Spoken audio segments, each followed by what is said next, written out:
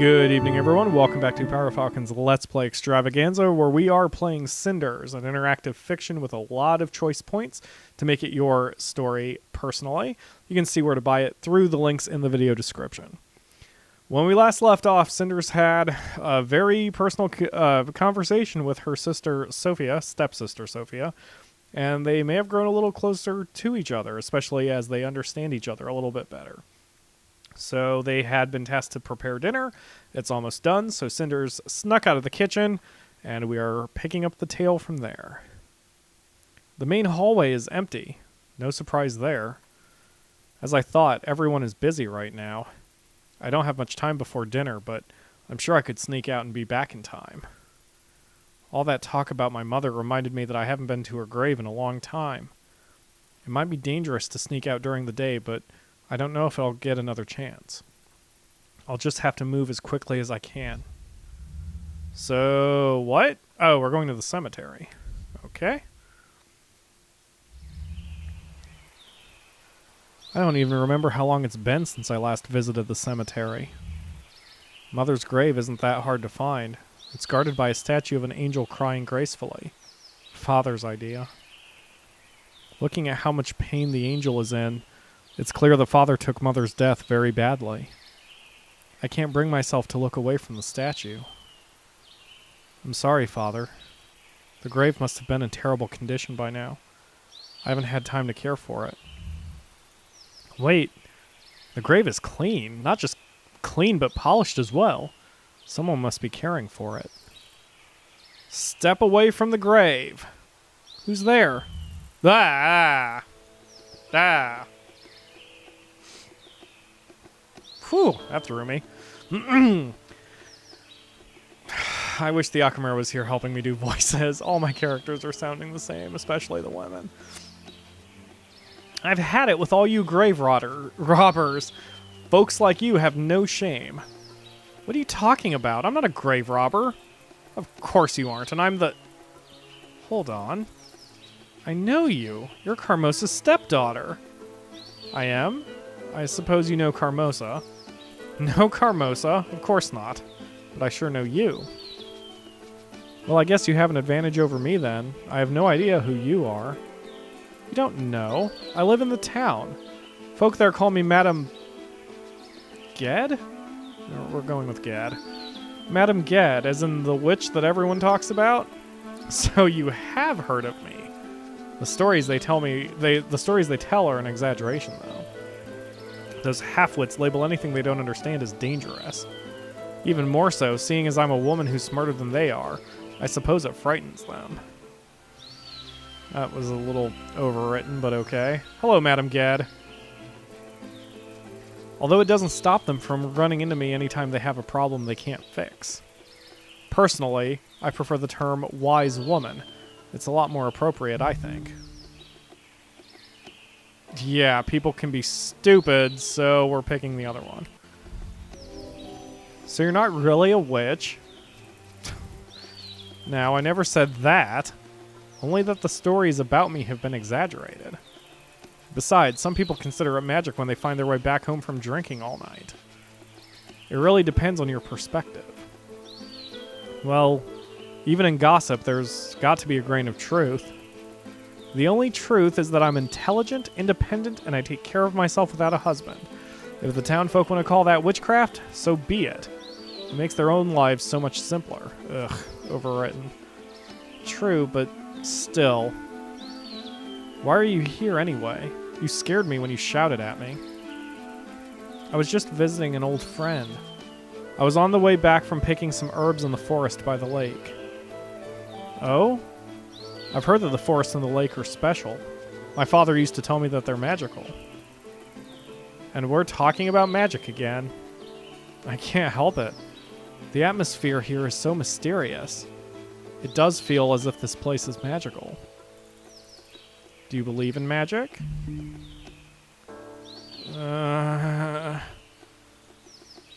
Okay, my first instinct is not really. My second instinct would be maybe a little, so I believe in myself. I prefer to believe in myself. Ah, but that didn't really answer the question. Well, it hardly matters whether magic is real or not. Some people think that their life is ruled by fate. In reality, it's just easier for them to blame everything on fairies instead of their own mistakes. I prefer to take my fate into my own hands, so it doesn't matter if magic exists. I'll still aim for what I want. What a rare and refreshing outlook on life, especially for a young girl. Most women in this weird country seem content to accept whatever is handed to them. Perhaps you would like to come visit my shop the next time you're in town. Tomorrow, maybe? Maybe. Is there any reason you're inviting me? Do I need a reason? Perhaps it's merely that I like you. Or we could talk about your mother. Wait, you knew my mother? Of course I did. Who do you think has been tending to her grave all this time? It surely wasn't you. So you were friends with my mother. There, your questions can wait for tomorrow. I'm tired and I need to return home. Shouldn't you hurry home as well? You'll be in deep trouble with Carmosa if Carmosa discovers you're gone. How do you know that I just snuck out? Who knows? Maybe I saw it in my crystal ball. Or maybe it's that I know Carmosa wouldn't let you wander around the woods on your own. I really want to see you tomorrow, but it won't be easy. Carmosa usually keeps a watchful eye on me. Well then, you'll just have to think of something, won't you? You won't get anything out of life if you don't take a few risks. I guess so. I'll try to come tomorrow. Excellent. I'll see you then. Take care of yourself. That was certainly an unexpected meeting. But what a character. I definitely want to speak with her again. For now, I'd better just concentrate on getting home. Magic or not, the witch was right about one thing. If Carmosa finds out I snuck out, I'll be in deep trouble. Only one place to go, other than going back to the cemetery. We don't want to do that. All clear in the main hall, and I don't hear anyone screaming my name. Looks like I made it back in time. Oi, pardon me, ma'am. I was just on my way out. Hey, I know you. You're Russell Brand, the man who was with Tobias last night. Keep your voice low, miss'em. Miss'em? I'm just trying to remain incognito here. What are you even doing here? Oh, nothing. Nothing important enough to bother you. 'Tis merely boring business stuff. Is that supposed to be a joke? Okay. My instinct is fine, keep your secret. I guess my second would be to beg. My last instinct would be to threaten, so we'll go with that one. You'll tell me why you came, or you'll have to face the consequences. A little lady trying to threaten me? What could you possibly do to me? I seem to remember that your errand here last night was supposed to be secret. How would Carmosa feel if I broke your oath and let someone like me find out that you came here? And I have to wonder what Tobias would think if I told him you returned here on a secret errand. Do you think he'd hire you ever again? Fine, I'll tell you, you cunning girl. You're no different from the Lady Carmosa. Oh, dude. That's too harsh of an insult. I only came here because I had some knowledge that I figured Carmosa'd pay a few coins for. What sort of knowledge? I've said enough already. I'm out of here. Well then, that was certainly suspicious. I wonder what sort of information Carmosa would consider valuable. I'll have to investigate more on my own if I want to know. I could ask someone else inside the household if they know anything about this guy.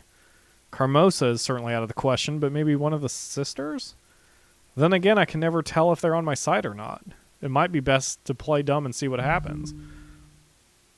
Okay, well, let's see.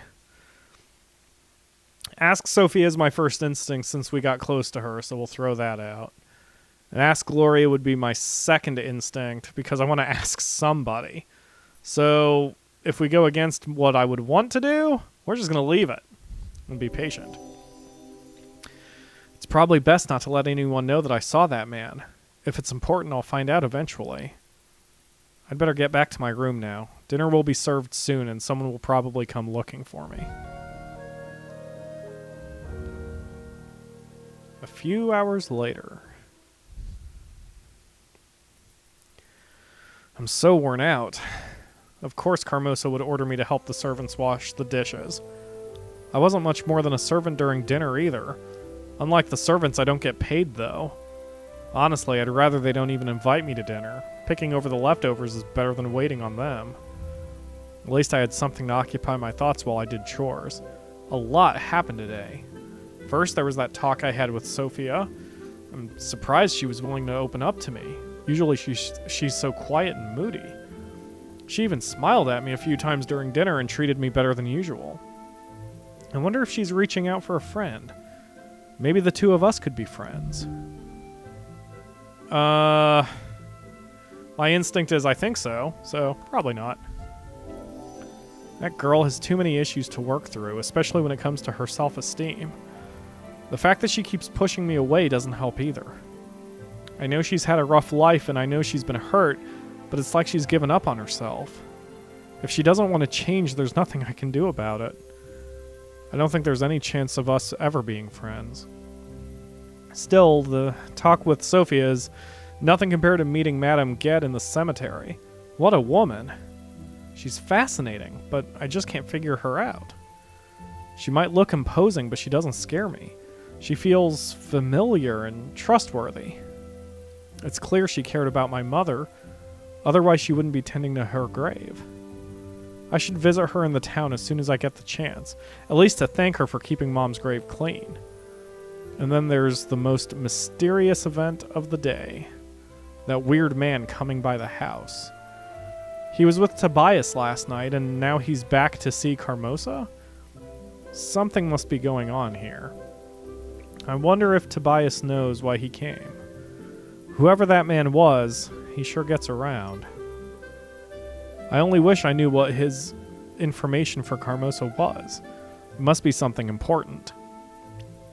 I'll have to dig deeper if I want to find out.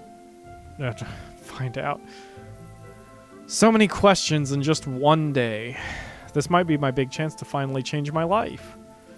But I'm too tired to think about it right now. After everything I've done today, I'm feeling so worn out I can barely stand. I had hoped I'd have time to read a book before bed, but I need sleep. Maybe I'll have more energy tomorrow.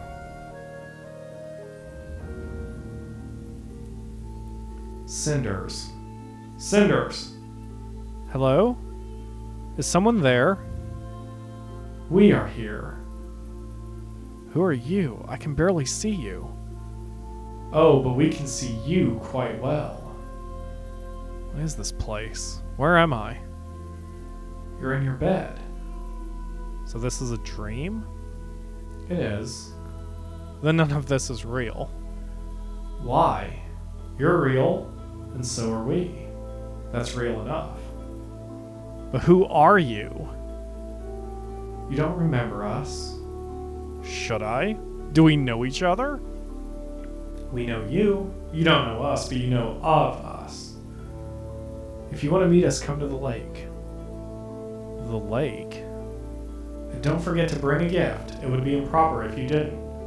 Wait, is a fairy speaking to her telepathically? Creepy. Now rest, darling. You deserve it. And you need all the strength you can get for tomorrow.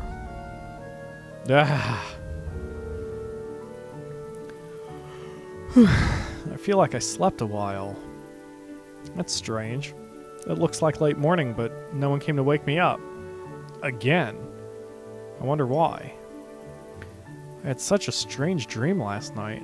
It felt more real than any I've had before. I wonder what it meant. I suppose time will tell. Time to get up and see what the day has in store for me. Probably more trouble.